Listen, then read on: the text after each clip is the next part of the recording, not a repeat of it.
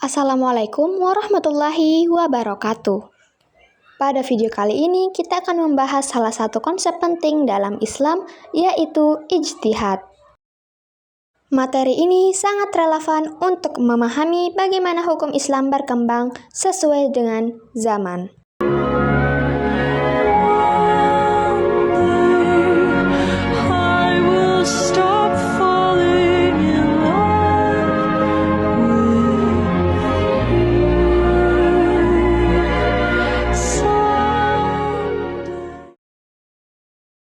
Apa itu ijtihad?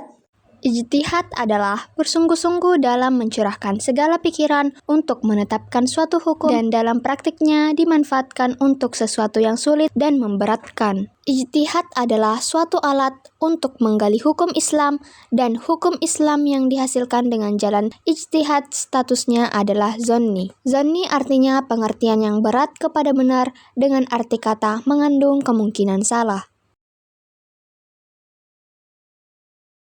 Urgensi dan kedudukan ijtihad. Setiap muslim pada dasarnya diharuskan untuk berijtihad dalam semua bidang hukum syariah, asalkan dia sudah memenuhi syarat dan kriteria seorang mujtahid. Para ulama membagi hukum melakukan ijtihad menjadi 3 bagian, yaitu 1.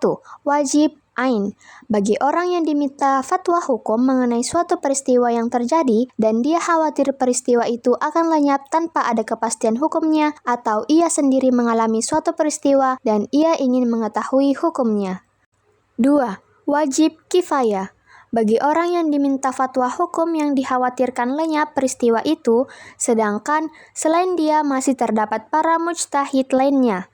Maka, apabila kesempatan mujtahid itu tidak ada yang melakukan ijtihad, maka semua berdosa. Tetapi, bila ada seorang dan mereka memberikan fatwa hukum, maka gugurlah tuntutan ijtihad atas diri mereka. 3. Sunnah, apabila melakukan ijtihad mengenai masalah-masalah yang belum atau tidak terjadi. Fungsi ijtihad itu sendiri ada 3, yaitu yang pertama, fungsi al-ruju' atau kembali, mengembalikan ajaran-ajaran Islam kepada Al-Quran dan Sunnah dari segala interpretasi yang mungkin kurang relevan.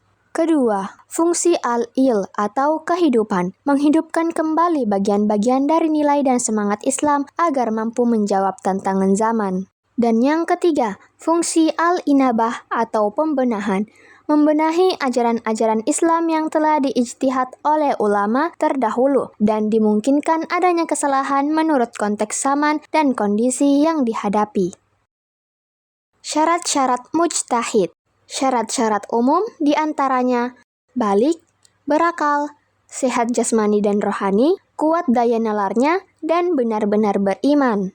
Syarat-syarat pokok diantaranya memahami tentang Al-Quran, mengerti tentang sunnah, mengetahui ilmu dirayah hadis, mengetahui hadis yang nasik dan mansukh, dan mengetahui maksud-maksud hukum.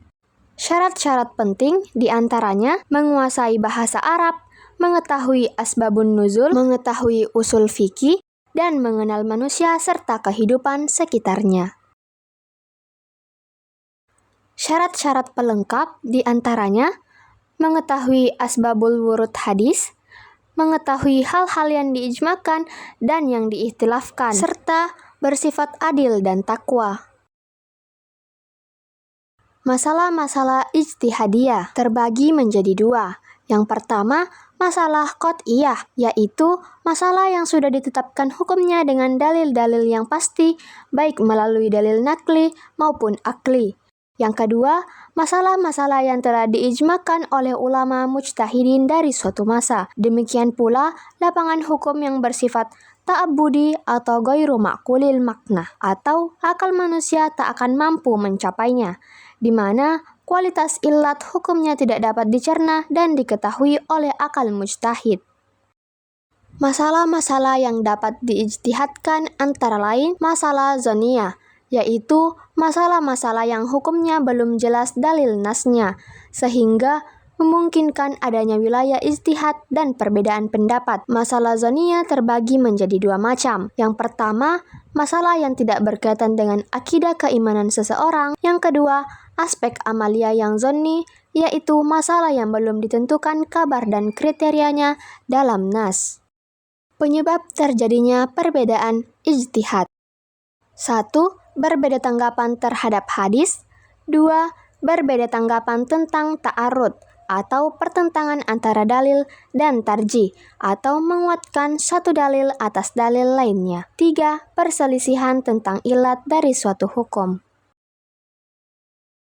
Bentuk-bentuk ijtihad ada 4, yaitu 1.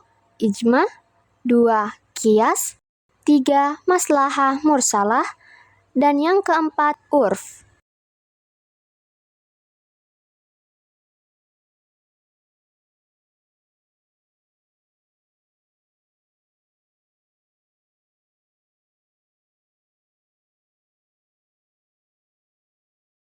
Cukup sekian yang dapat saya sampaikan. Semoga apa yang saya sampaikan dapat bermanfaat bagi kita semua. Wassalamualaikum warahmatullahi wabarakatuh.